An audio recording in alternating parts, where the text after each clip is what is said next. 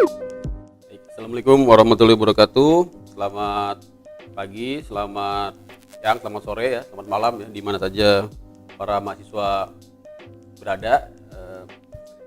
Pada kesempatan ini saya akan sampaikan materi tentang hukum pajak ya.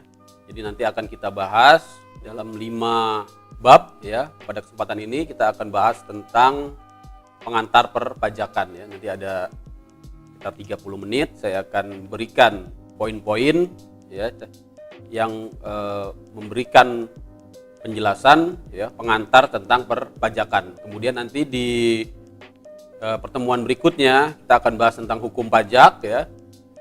Kemudian di pertemuan ketiga ya, di bab ketiga kita juga akan bahas tentang ya sistem hukum pajak ya, atau yang kita kenal dengan KUP ya, ketentuan umum dan tata cara perpajakan.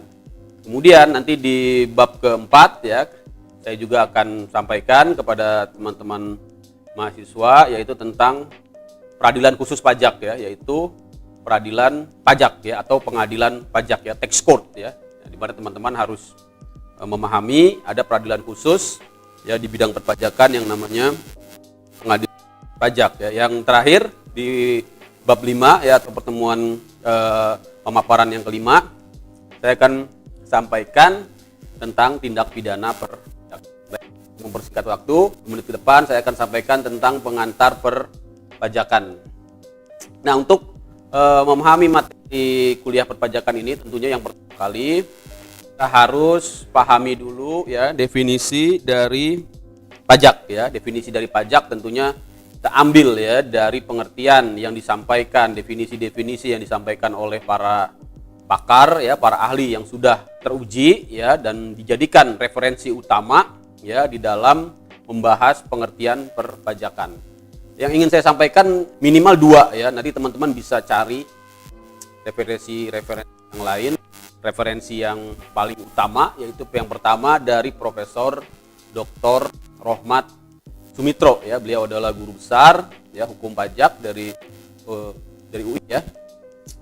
Nah, definisinya nanti teman-teman bisa baca, dapat saya sampaikan. Jadi yang dimaksud dengan pajak ini sangat penting sekali teman-teman ya, adalah iuran rakyat ya. Jadi memang iuran rakyat kepada kas negara ya, berdasarkan undang-undang. Nah, inilah kemudian yang menjadi ya kriteria mengapa ada pajak ya dan pungutan di luar pajak atau yang tidak dapat dikategorikan pajak, adanya kriteria berdasarkan undang-undang ya, menganut asas legalitas sebagaimana halnya hukum publik ya, berdasarkan asas legalitas. Kemudian apa? Ciri-ciri yang kedua, tidak mendapatkan imbalan jasa secara langsung ya, tidak mendapatkan imbalan jasa secara langsung. Itulah mengapa ya sulit gitu ya untuk kita mempertahankan ya ataupun kita menuntut gitu ya timbal balik dari pajak, karena memang ya timbal baliknya ya, imbal jasanya dari pembayaran pajak kita itu tidak semerta-merta ya, tidak secara langsung kita rasakan, karena dia nanti harus digulirkan lagi ya ke dalam anggaran pendapatan dan belanja negara atau APBN melalui proses legislasi di DPR, proses budgeting ya, kemudian nanti hasil-hasilnya baru bisa kita nikmati dalam bentuk pembangunan ya. Itu ya teman-teman. Nah, kemudian mengenai tujuan dari pajak ya, disampaikan oleh Profesor Rohmat Sumitro adalah untuk membiayai atau membayar pengeluaran negara ya. Definisi ini ya sama ya dengan definisi yang diungkapkan oleh Profesor Adriani. Nanti teman-teman bisa lihat ya. Profesor Adriani, Profesor Dr. PJA Adriani adalah guru besar ya di Universitas Amsterdam ya, Belanda. Dia juga memberikan definisi yang kurang lebih sama ya. Intinya adalah pajak itu iuran terutang ya dan wajib ya, yang dapat dipaksakan ya berdasarkan peraturan perundang-undangan, kemudian juga tidak adanya ya prestasi kembali ya atau imbal jasa secara langsung, dan juga di sini mengandung pengertian di peruntukannya ya, penggunaannya untuk pengeluaran-pengeluaran yang berhubungan dengan tugas dan penyelenggaraan pemerintahan. Saya kira itu untuk definisi. Nanti teman-teman bisa lihat ada banyak sekali di materi yang akan saya share ya. Misalnya definisi dari Profesor Suparman ya, kemudian juga definisi dari ahli-ahli luar negeri, misalnya dari Fieldman, ya, kemudian juga definisi dari Seligman, ya, Profesor Edwin, dan macam-macam, ya. Nanti silakan dibaca saja. Nah, dari seluruh definisi itu, ya, negara Indonesia di dalam pajakan, yaitu Undang-Undang KUP, ya, Undang-Undang Ketentuan Umum dan Tata Cara Perpajakan, ya, yaitu khususnya di Undang-Undang Nomor 28 ya tahun 2007 secara eksplisit, ya, telah mendefinisikan definisi pajak, ya, di dalam pasal 1 angka 1 Undang-Undang KUP, yaitu pajak adalah kontribusi wajib, ya. Kemudian kontribusi wajib kemana? Kontribusi wajib kepada negara, ya, yang terutang. Jadi memang sifatnya utang, ya, utang kepada pribadi ataupun kepada badan, ya. Jadi ada dua subjek pajak, ya, ada dua jenis wajib pajak atau subjek pajak, yaitu orang pribadi dan badan yang bersifat memaksa. Nah, ini, ya.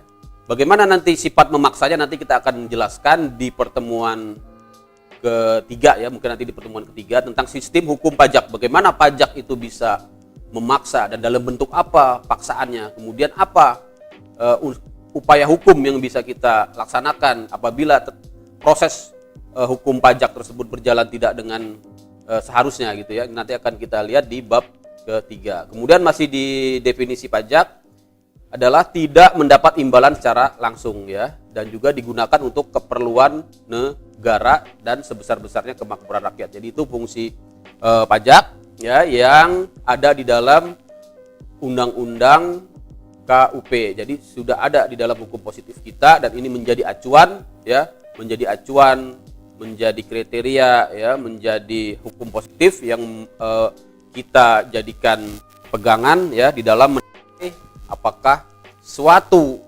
iuran, ya, suatu pungutan, ya, suatu pembayaran kepada negara oleh rakyat itu tergolong pajak atau bukan. Karena nanti kita sebagai orang hukum, ya, kemungkinan juga pada prakteknya nanti akan menemukan, gitu, ya, banyak praktek-praktek, gitu, ya, adanya pembayaran dari sektor swasta kepada sektor negara itu ternyata bukan terkondisi pajak, gitu, ya. Nanti teman-teman bisa lihat ada contoh kasus, gitu, ya, di tahun 2000, ya, bagaimana, gitu, ya, suatu pemerintah provinsi, ya, pemerintah daerah, ya, mewajibkan suatu iuran, contohnya, ya, suatu sumbangan, tapi sumbangan wajib, gitu, ya, kepada pengusaha. Dan itu hanya berdasarkan suatu keputusan, ya, kepala daerah, ya, tidak merujuk kepada jenis pajak yang ada di dalam undang-undang, yaitu undang-undang undang-undang pemerintahan daerah dan undang-undang PDRD, ya, pajak daerah dan retribusi daerah, sehingga sumbangan tersebut menjadi sumbangan yang ilegal, gitu, ya. Dan ini bisa nanti kalau dari segi hukum tentunya, ya, bisa dikaitkan, ya, dengan jenis-jenis hukum yang lain, ya, selain hukum pajak bisa juga masuk ke hukum tindak pidana, ya, baik pidana umum maupun tindak pidana korupsi, yaitu kalau kita lihat dari definisi pajak. Saya kira itu, ya, teman-teman, ya. Jadi dari definisi pajak teman-teman nanti bisa menjadikan ini sebagai suatu pegangan, gitu, ya, di dalam menilai, ya, bentuk-bentuk praktek-praktek perpajakan ataupun praktek-praktek pemungutan, gitu, ya, yang ada di lapangan, gitu, ya. Nah, kemudian masih di seputar definisi pajak, ya, karena ini masih sifatnya pengantar perpajakan. Jadi minimal di sini, teman-teman, ada 6, ya. Ada berapa? Ada 6, ya. Ada 6 pada pengertian pajak yang dapat kita simpulkan, ya, dari pasal 1 angka 1 Undang-Undang KUP, ya. Yang pertama adanya pengalihan kekayaan, ya. Pengalihan kekayaan dari sektor swasta kepada sektor pemerintah, ya. Yang kedua, pemungutan pajak dapat dipaksakan. Bagaimana cara memaksakannya? Salah satu contoh, ya, yang paling dapat merepresentasikan upaya paksa adanya, ya, misalnya adanya sanksi, ya. Sanksi itu bisa dua, yaitu sanksi administrasi dan sanksi pidana, gitu, ya. Nah, itulah cara negara untuk memaksakan pembayaran pajak, ya, dengan melalui sanksi administrasi. Kemudian mekanismenya seperti apa? Nanti akan ada yang namanya, ya, Kalau dia terkena sanksi administrasi, dia akan dikenakan surat pajak ya. Dia akan dikenakan surat tagihan pajak ya. Apabila tidak dilunasi ya, surat tagihan pajak ya atau surat ketetapan pajak ini nanti akan berlanjut dengan yang namanya surat paksa. Dan inilah ya merupakan wujud dari upaya paksa yang dilakukan oleh negara terhadap rakyat ya ataupun terhadap wajib pajak ya, baik itu orang pribadi maupun badan yang tidak melunasi utang pajak. Surat paksa ini merupakan upaya administratif. Nah, ini yang harus teman-teman catat. Surat paksa merupakan upaya administratif ya dari ya Fiskus ya atau Direktorat Jenderal Pajak ataupun pemungut pajak instansi yang lain, karena pemungut pajak ini Fiskus ini bisa juga Direktorat Jenderal Bea dan Cukai ya untuk memungut pajak. Nanti kita akan lihat ya di slide-slide berikutnya tentang jenis-jenis pajak dan instansi yang berwenang. Jadi surat paksa tadi ya. Nah, perlu teman-teman catat ya, upaya paksa di bidang perpajakan tidak hanya sebatas surat paksa, tapi juga nanti akan berlanjut sampai kepada penyitaan ya, bahkan juga sampai kepada tindakan penahanan atau yang disebut dengan penyanderaan ya. Atau dalam bahasa Belandanya disebut dengan gizeling. Nah, itu sampai dengan tahap itu. Nanti kita akan lihat di bab-bab berikutnya. Nah, berikutnya masih kaitannya dengan pengertian pajak ya teman-teman. Pajak tersebut poin ketiga ya dari ciri-ciri pengertian pajak. Pajak dikenakan atas ya, orang atau badan. Inilah dua subjek hukum utama gitu ya. Dua subjek hukum utama ya di bidang perpajakan atau disebut sebagai subjek pajak ya, yaitu orang ya, orang ini adalah orang pribadi ya atau badan ya. Nanti kita akan bahas ya badan itu ya dan juga orang, dan ini memiliki konsekuensi nanti tarif ya dan juga perlakuan perpajakan yang berbeda. Tapi secara umum gitu ya, yang menjadi objek yang menjadi subjek ya pajak ya di dalam hukum pajak adalah orang dan atau badan ya. Nah, kemudian pajak dapat dipungut secara periodik ataupun secara insidentil ya. Secara periodik misalnya adalah pajak penghasilan yang kita tahu terutangnya adalah pada akhir ya periode ya ataupun akhir masa pajak ya atau tahun pajak ya. Sedangkan yang dipungut secara insidentil banyak ya, tentunya misalnya adalah bea materai ya ketika kita ya melakukan perbuatan transaksi ya yang memerlukan ya dokumentasi ya, kemudian di situ ada pungutan negara dalam bentuk bea materai yang harus dibayarkan secara insidentil. Misalnya juga PPN ya, PPN terutang ketika adanya penyerahan ya ataupun terutang ketika adanya impor ya. Kemudian juga jenis-jenis pajak yang lain ya. Kemudian ya yang kelima ya tidak adanya imbalan jasa secara langsung. Tadi ya sudah kita lihat ya, sudah kita jelaskan. Kemudian yang terakhir memiliki fungsi budgeter dan fungsi mengatur ya. Fungsi budgeter artinya membiayai ya pengeluaran negara ya, dan fungsi mengatur ya yaitu untuk melaksanakan kebijakan pemerintah ya, baik itu untuk membatasi konsumsi ya suatu produk ya yang dianggap harus dibatasi ya, misalnya barang-barang mewah dia dikenakan pajak penjualan barang mewah atau barang-barang yang dianggap berbahaya bagi kesehatan, misalnya rokok ya atau minuman keras, dia dikenakan cukai. Nah, itu juga merupakan tujuan dari pemajakan, tidak hanya untuk mengumpulkan uang ya kas negara, tapi juga untuk menjalankan kebijakan pemerintah. Itu ya teman-teman ya. Saya kira itu yang harus kita pahami ya. Nah, kemudian ciri khas dari pajak itu yang akan menjadi pegangan kita ya di dalam kuliah hukum ini, pajak itu harus berdasarkan undang-undang tadi ya.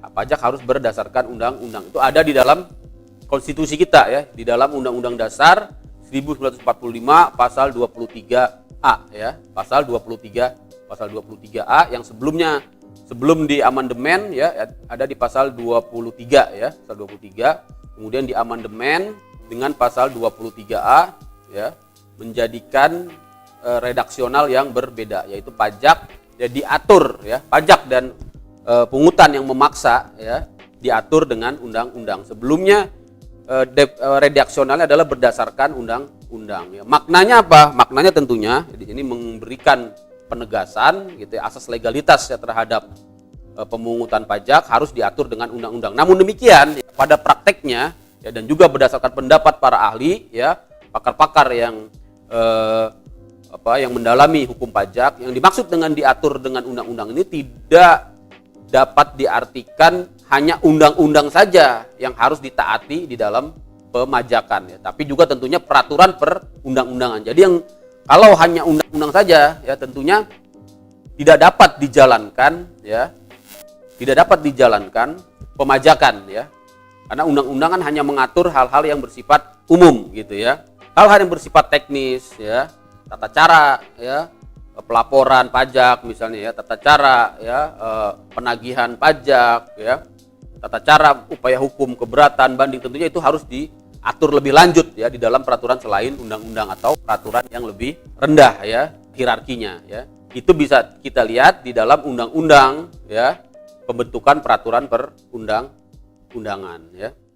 Undang-Undang Nomor 12 tahun 2011, yaitu mulai dari Undang-Undang Dasar 1945 ya, kemudian juga TAP MPR, kemudian berikutnya adalah ya undang-undang ya, kemudian ya peraturan pemerintah pengganti undang-undang, terus ya sampai ke peraturan pemerintah ya. Dan terakhir ya ada yang namanya ya peraturan daerah ya atau Perda. Itu semua adalah peraturan perundang-undangan. Jadi yang dimaksud dengan diatur dengan undang-undang harus dimaknai ya diatur dengan peraturan perundang-undangan sebagaimana dimaksud ya di dalam pasal 7 ya, pasal 7 Undang-Undang 12 tahun 2011 tentang pembentukan ya peraturan perundang-undangan. Itu ya teman-teman ya. Nah, kembali ke fungsi budgeter tadi ya. Jadi fungsinya adalah untuk memenuhi ya anggaran ya, belanja ya, dan membiayai pengeluaran pemerintah ya. Kalau kita lihat ya teman-teman di APBN kita tahun 2020 misalnya ya. Nah, di situ akan teman-teman dapati porsi ya penerimaan pajak memang masih sangat besar ya, masih sangat besar sekali. Itu menempati 1.865,7 triliun ya penerimaan perpajakan ya. Dari total pendapatan 2.233 triliun. Jadi ya lebih dari 70% ya. Lebih dari 70% uang negara itu berasal dari pajak ya. Nah, makanya ini sangat penting sekali ya. Fungsi ya pajak dapat kita lihat dari postur APBN. Kemudian tadi ada fungsi mengatur ya, yaitu melaksanakan kebijakan pemerintah di bidang sosial dan ekonomi ya. Misalnya tadi pajak penerimaan, pajak penjualan barang mewah untuk mencegah ya agar tidak ada gaya hidup mewah yang bisa merugikan ataupun berdampak sosial ya bagi masyarakat, agar orang tidak terlalu mudah gitu ya untuk mendapatkan barang-barang mewah seperti luxury car ya, high value good ya, barang-barang branded, dan itu fungsinya ya. Nah, kemudian teman-teman harus pahami juga terakhir ya, yaitu tentang pembagian atau penggolongan pajak ya. Jadi pajak itu ya pertama bisa kita bagi ya, menurut Profesor Adriani dapat digolongkan menjadi ya pajak pusat dan pajak daerah. Kemudian dapat juga digolongkan sebagai pajak langsung dan pajak tidak langsung. Yang pertama pajak langsung ya teman-teman. Jadi pajak langsung itu adalah pajak yang dipungut secara periodik atau berkala ya. Misalnya tadi saya sudah sampaikan, yaitu ya pajak penghasilan ya, karena dia dipungut secara langsung ya kepada subjek pajaknya, yaitu wajib pajak yang memiliki penghasilan di atas penghasilan ya tidak kena pajak ya, dan dia langsung dikenakan terhadap subjek pajak tersebut ya. Nah, bedanya apa dengan pajak tidak langsung? Kita catat dulu ya. Pajak tidak langsung itu adalah yang pembayarannya dilimpahkan kepada pihak lain ya. Pembayarannya dilimpahkan atau disubstitusi ya, dilimpahkan atau disubstitusikan kepada pihak lain ya. Misalnya apa ya? Misalnya adalah PPN ya, yang paling yang paling jelas ya adalah PPN ya. Jadi ketika kita pajak tidak langsung gitu ya, kita membayar pajak pertambahan nilai gitu kan. Itu sebenarnya merupakan pajak tidak langsung ya. Mengapa dia dikatakan pajak tidak langsung ya? Karena ya ketika wajib pajak PPN itu ya dalam bentuk pengusaha kena pajak ya, PKP ya.